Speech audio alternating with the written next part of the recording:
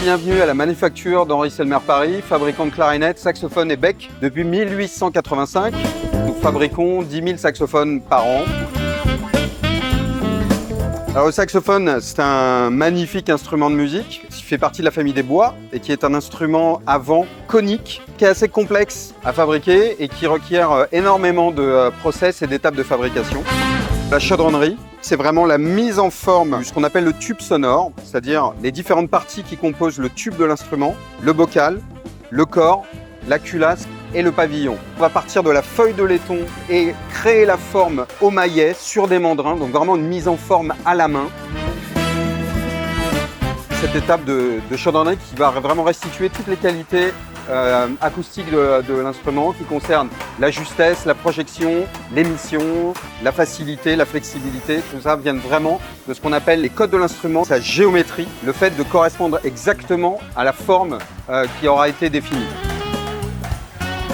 À la chaudronnerie, on a aussi ce qu'on appelle l'étirage des cheminées. Ce sont les excroissances qui se font par un système d'étirage que l'on voit sur les trous, en fait, que l'on voit sur le corps. On va voir également le cintrage du bocal. Donc le bocal, c'est cette partie coudée en haut de l'instrument qui est absolument essentielle. Il faut savoir que plus on est proche de la naissance du son, plus les paramètres sont importants. On est quand même sur des modes de fabrication assez traditionnels puisqu'on utilise le cintrage à la glace qui va permettre de couder le bocal en conservant la rondeur et la conicité.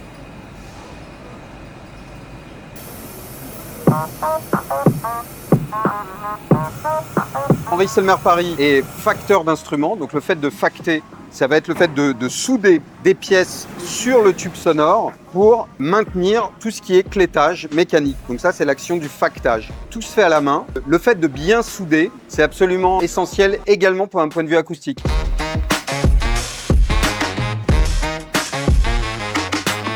Un instrument n'est jamais exactement reproductible à la perfection. Le rôle du finisseur, c'est de s'assurer que l'instrument fonctionne exactement comme il doit fonctionner. Et il y a énormément de paramètres à vérifier sur un saxophone.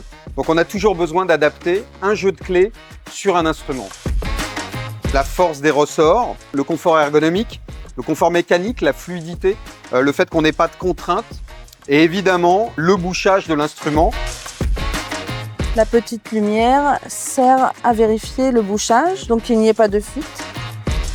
Parce que s'il y a une fuite à la lumière, il y aura une fuite d'air et pour le musicien, il y aura des difficultés pour jouer avec le saxophone.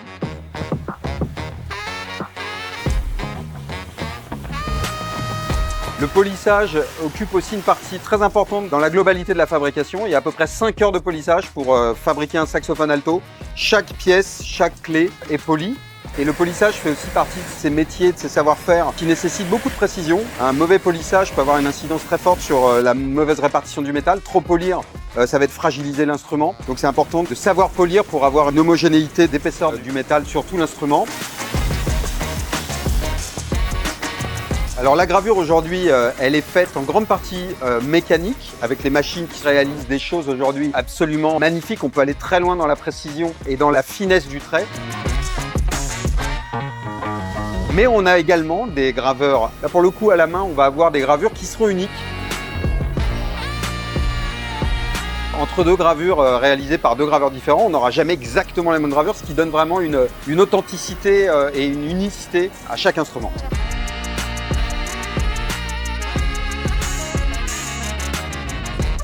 Bien sûr, c'est un instrument de musique. Une fois qu'on l'a fabriqué, on va vérifier qu'il marche, qu'il fonctionne, qu'il sonne.